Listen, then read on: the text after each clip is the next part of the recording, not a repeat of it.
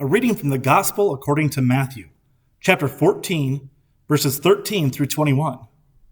Now, when Jesus heard this, he withdrew from there in a boat to a deserted place by himself. But when the crowds heard it, they followed him on foot from the towns. When he went ashore, he saw a great crowd, and he had compassion for them, and he cured their sick. When it was evening, the disciples came to him and said, "This is a deserted place, and the hour is now late. Send the crowds away, so that way they may go into the villages and buy food for themselves." Jesus said to them, "They need not go away. You give them something to eat." They replied, "We have nothing but 5 loaves and 2 fish." He said, "Bring them here to me." Then he ordered the crowds to sit down on the grass. Taking the 5 loaves and the 2 fish, he looked up to heaven, and he blessed and broke the loaves, and he gave it to the disciples, and the disciples gave them to the crowds. And all ate and were filled, and they took up what was left over from the broken pieces, 12 baskets full.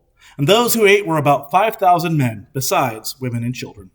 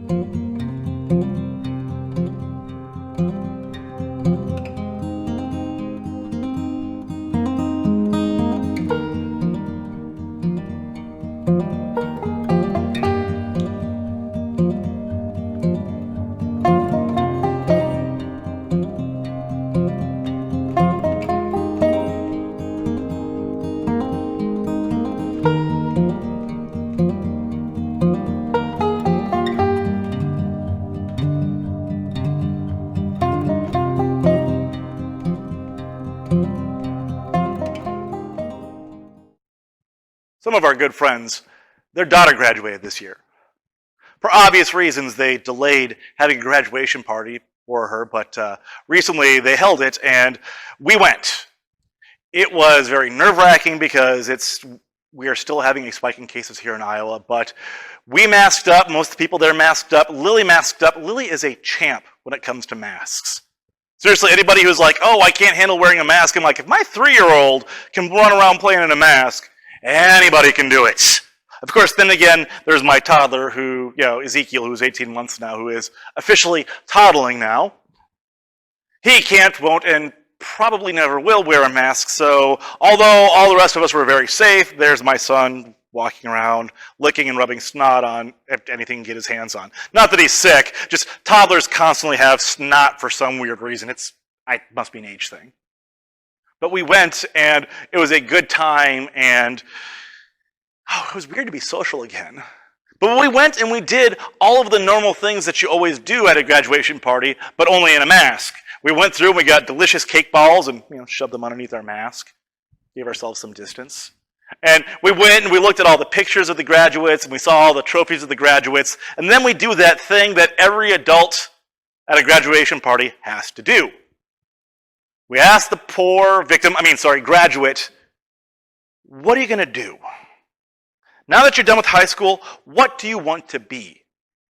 Now, it's a standard question, and every kid has some kind of response, usually. The most honest ones, the most wise ones will go through and be like, "I don't know." I mean, if you think about it, there are, first of all, so many of the careers that these graduates are going to be in 10, 15, 20 years from now, they don't even exist. When I graduated from high school, there is no such thing as a social media consultant. There is no such thing as an online brand manager. And some of the best jobs for the people my age are those things. Furthermore, they don't even know who's going to be in their life, and those people will affect that decision. These young women will probably be married someday, and they have no idea who they're going to marry. These young women will have children, and those children aren't even specks in their eyes yet. These young women will have to make that decision based off of their family situation, their life situation, and the job situation, none of which currently exist.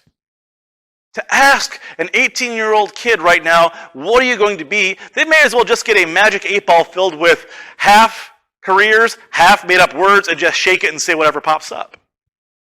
Now, a lot of these kids do have goals, and a lot of these kids will fulfill those goals, but at 18, at a month before they go off to college, it's a crapshoot.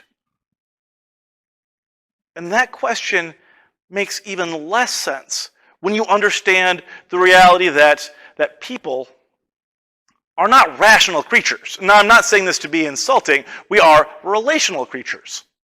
We like to believe that we can look at the information laid out before us, we can collect the data, we can collect the evidence, we can look at the facts, and come to an objectively true answer. But that's not how people work. See, instead of being rational, we are relational, and that's much better. If you've ever met somebody who prides themselves on being purely logical, they usually turn out to be jerks. Even Captain Kirk got really annoyed by Spock at least once an episode. So it's a good thing that we're relational, but that means the decision-making process is so much more complicated. It depends upon the people who are close to you in your life. And of those people who are close to you, do you get along or do you not get along? I got along pretty well with my parents, but when my parents made the decision to go out to college, they both went to South Dakota State University, also known as Loser State U in South Dakota. My wife would say that's not how it's known. She's wrong.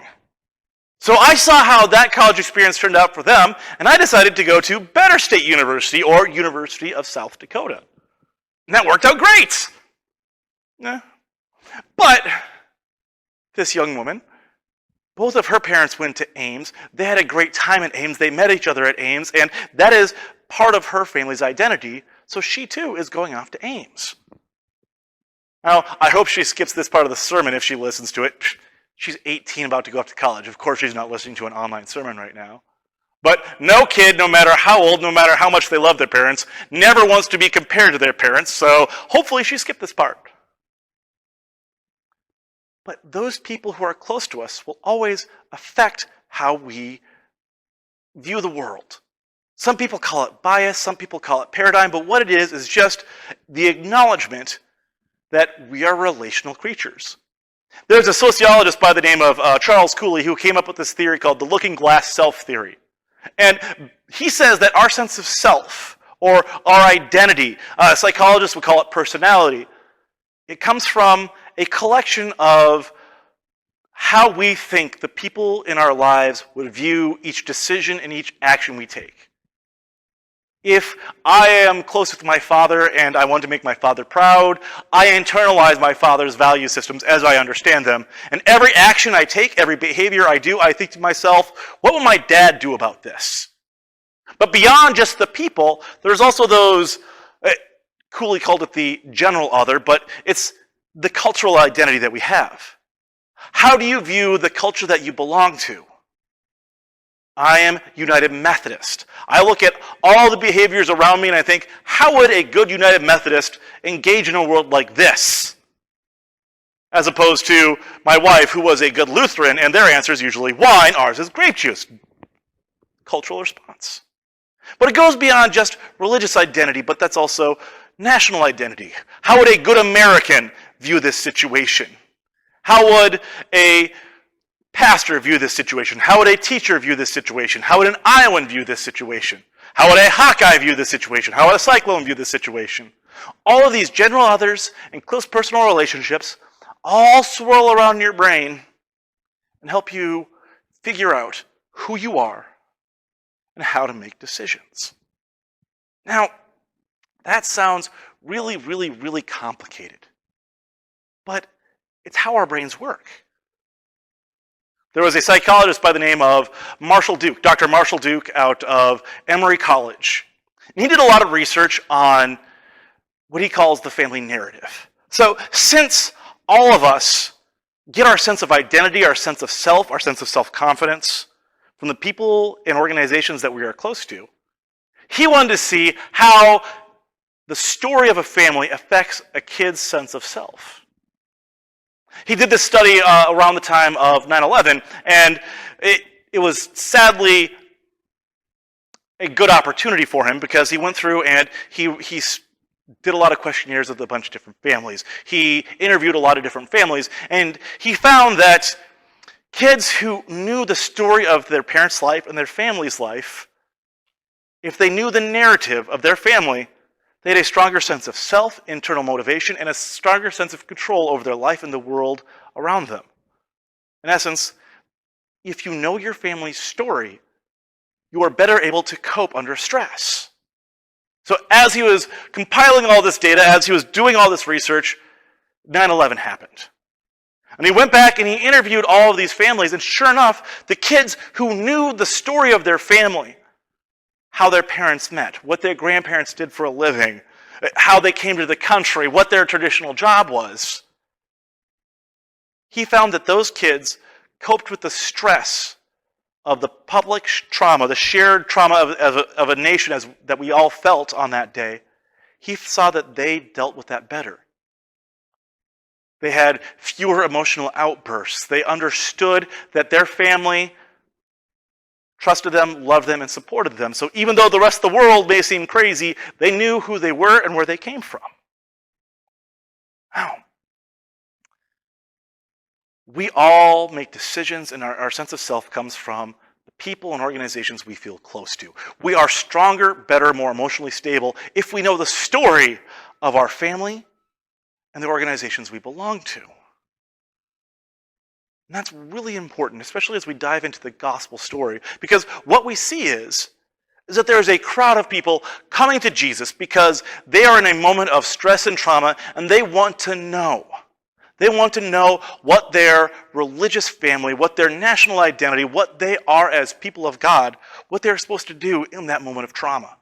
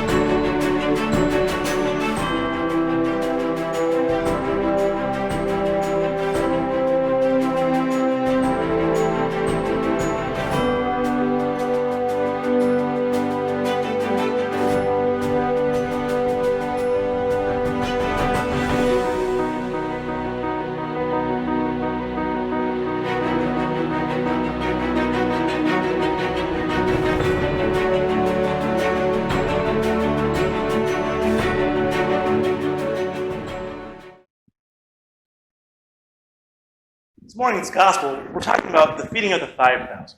And what on earth does the feeding of the 5,000 have anything to do with graduating high school kids and Charles Cooley and her whole concept of self?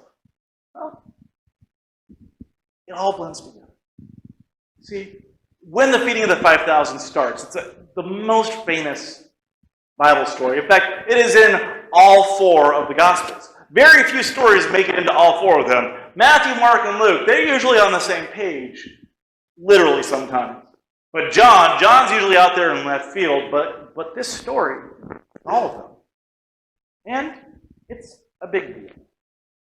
And Matthew starts out by saying, when Jesus heard this, the way the lectionary split it up, it's such a weird place to put a pronoun there. But the this that what they were referring to was the execution of John the Baptist.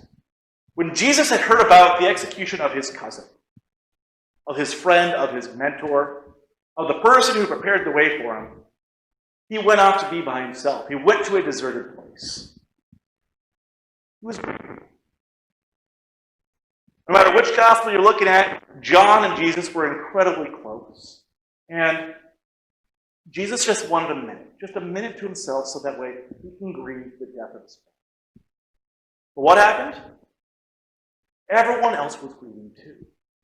5,000 men, not counting women and children, so 10,000, 15,000, thousands of people came out to where Jesus was in the middle of nowhere because they were grieving too. They were worried too. They were looking to Jesus to lead them at this point.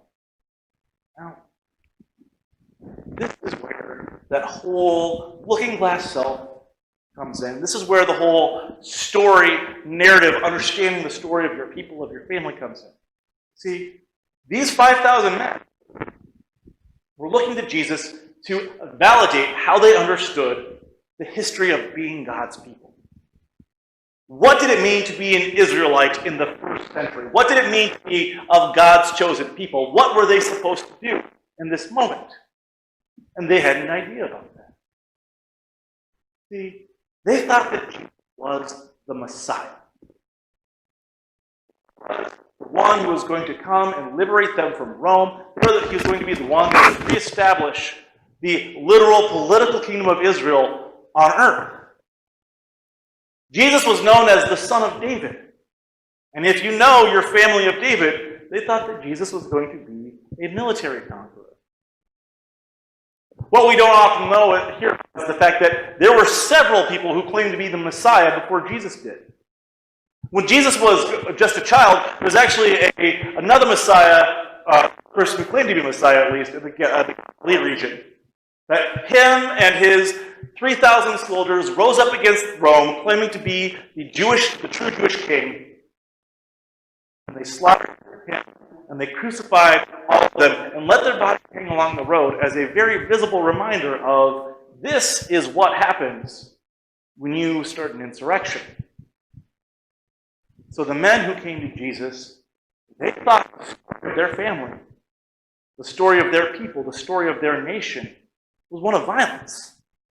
Hey, Herod, false, fake puppet king, Herod who was propped up by Rome, Herod who turned on his own people and conquered this area, he killed our rabbi. He killed who we thought was a prophet. He killed John the Baptist. He killed your cousin. Mix in the fact that Jesus, better translated as Yeshua or Joshua, Joshua in the Bible was even more violent than David. They came to him as an army. We think that this is who we are supposed to be. And Jesus had compassion for them. Jesus wanted to change the narrative. Jesus wanted to change the story of his people. Jesus wanted to get his people to rise to something better. Rather than wallow, rather than sit there in their grief, in their anger, in their thirst for vengeance, Jesus wanted to show them abundance. We are not a people of fear, anger, and vengeance. We are a people of love, of grace, of overwhelming assets. We have been blessed over and over and over again. And he wanted all the people gathered there that was what was supposed to be. Now, there's a little bit of number symbolism here. That 5,000, and bigger than most of the cities in the region, but also would have been a very sizable military force. Only the legion in Syria, military force in the region bigger than that. But 5,000 was a symbol for the 5 Greek cities in the area. So here is this numerological symbol that those are the Greek people. And as they eat and feast, 2 loaves and 5 fish represents the 7 days of creation. And after the 7 days of creation, so anytime you see the number 7, it's referencing the creative power of God. That these 7 things, the 5 loaves and 2 fish, were not just simple things. They were the basis for which Christ could create anything he wanted from them. So, through the power of God's creation, the 7, he feeds all of the Greek world, which is the 5,000, with 12 baskets of leftovers. Now, 12 baskets represent the 12 tribes of Israel. That is all to say that the entire grand gesture here is Jesus' way of saying to the people through action, through miracle, through power, through grace, that we don't have to worry about losing John the Baptist. We don't have to worry about being an incomplete nation right now.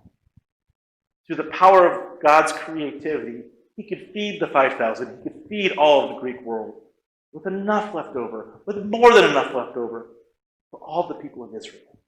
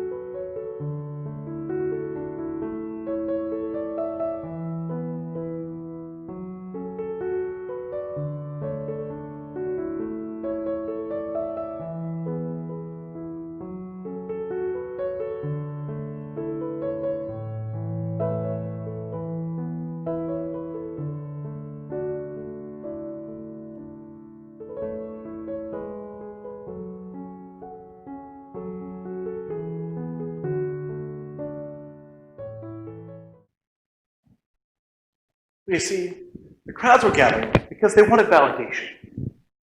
It was very important for them to be good, just, and right Jewish men. They wanted to be the people of God.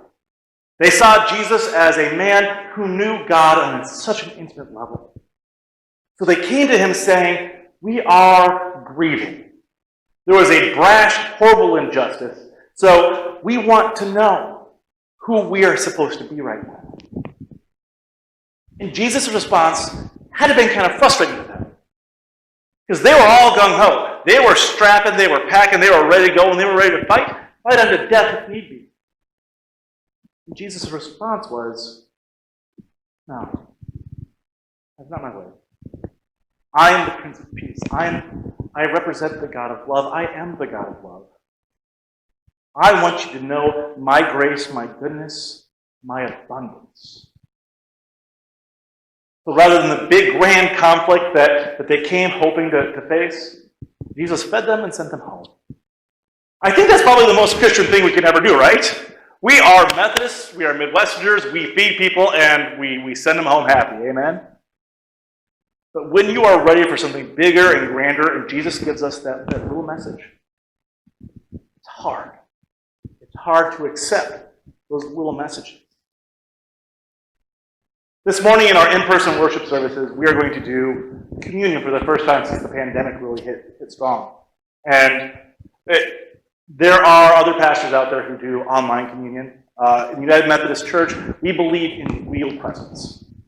That means that these elements is the cool little prepackaged elements that we bought at Cokesbury. We believe that these elements are just juice and crackers.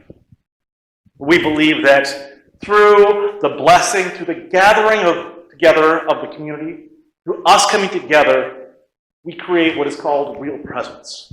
God is truly present in that moment. He's not present in the little cracker. He's not present in the juice. He's not present in the little plastic container or on the altar. He's just there. And I don't feel comfortable.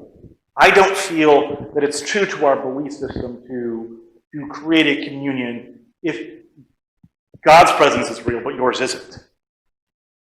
And again, this is something that is hotly debated, and God bless other pastors who have a different take on it. But if you want to come and gather with me, with a small group, if that makes you feel safer, by all means, we'll serve you that way. But we won't do it online because we believe in real presence. But what communion essentially is, it's not us communing with God. I get that a lot. When we were going through discussing how or if we were going to do this, I would just ask the question, what do you think communion is? And it's funny because people think that it's a subjective answer, like, oh, it's all opinion. No, it is not. There is a right answer and there is a wrong answer. And it's important that we know that. They think that communion is them communing with God, and that's not what it is. That's prayer. Our communion liturgy says, so we could be the body of Christ in this world, redeemed by his blood. We are supposed to come together. This is the unifying tool. Not between us and God, because God will pursue us no matter where we go. God is as close as our next breath, no matter where we are at. We don't have a problem feeling close to God most of the time. We have a problem getting along and feeling close together. That's where we struggle. And the sacrament of communion is the reason why we come together. It is the reason why we come and we be present with each other and with Christ. This isn't blessed, so since this isn't blessed, I could take it if I want to. It's not good crackers and the juice spills a lot. But that wouldn't be communion. In order for communion to be authentic, it has to be shared with a member of your church community. And that's because we are social creatures. We're not rational creatures. We're not individual creatures. We are meant to shape ourselves and our understanding of ourselves and our God through our joining together. Communion is our sacramental act of remembering that. There's a reason why in all of our communion liturgies, we tell the narrative of Christ. We go through and we tell the story of of his virgin birth through his crucifixion and resurrection, and the promise that he will come again and we shall experience eternal life. Because if we're going to be close to our church family, we have to know the narrative of our church family. This goes all the way back to Dr. Marshall Duke. So we gather to share that story again so we can feel close again to each other and to our faith. But it doesn't just stop there. It's not one of those things that you can do just once a month and feel like you're connected. I can't just call my dad once a month and feel like I'm a good, strong Mason. It requires pursuit. It requires practice. It requires dedication. My poor mother the other day, Lily has been asking about barns because apparently they've been learning about barns at her daycare. And my mother grew up on a farm in Fedora. And so Lily kept asking me questions about barns. So I called up my mom and handed the phone to my 3-year-old, and they talked about barns for 3 hours. But now Lily knows that that's where she comes from. She feels closer to her family, and she'll have more emotional stability and more control over her life because of that connection. The pursuit of God, the pursuit of Christ, being part of a church requires more than just showing up, but showing up is the first step. It requires you to be dedicated. It requires you to learn the story of Christ through Scripture, the story of your church from its foundation as the United Methodist Church, the stories of your local church and those who are part of it. We have to share each other's story again. The whole point of the feeding of the 5,000, there was a miracle. Some scholars say it was the miracle of generosity that's kind of like the old story of stone soup, if you've ever heard it. There was a famine going through the area, and a soldier comes into town and gets a big old pot of water boiling and throws a stone in there saying he's going to make stone soup. He kept saying, oh, it's going to be tasty, oh, it's going to be tasty. And somebody else would come out like, oh, stone soup's good? Would it be good with carrots? Would it be good with this? Would it be good with that? And eventually everybody shared what they had. Some scholars say that the miracle here isn't the miracle of the literal creation, it's the miracle of everybody sharing what they had. Either way, miracle. Boring discussion to me. The true glory of the communion, the first communion through the feeding of the 5,000, is the story of how people in a moment of intense anxiety, a moment of potential violent conflict, where a huge leader of the area was brutally murdered, there could have been riots. There could have been war. There could have been another thousands upon thousands of people crucified along the highway going through Israel. But Jesus changed that narrative. Jesus told them that the true people of God are ones of grace, of abundance, of peace. In this conflicted time, this ancient time, we need to come together.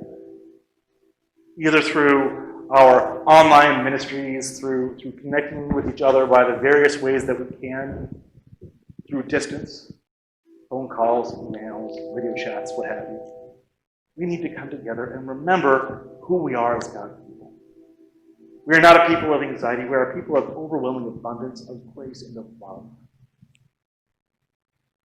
And every month when we take our elements, that little bit of bread, that little bit of juice, reminds us that that is why we come together, to be the people of God.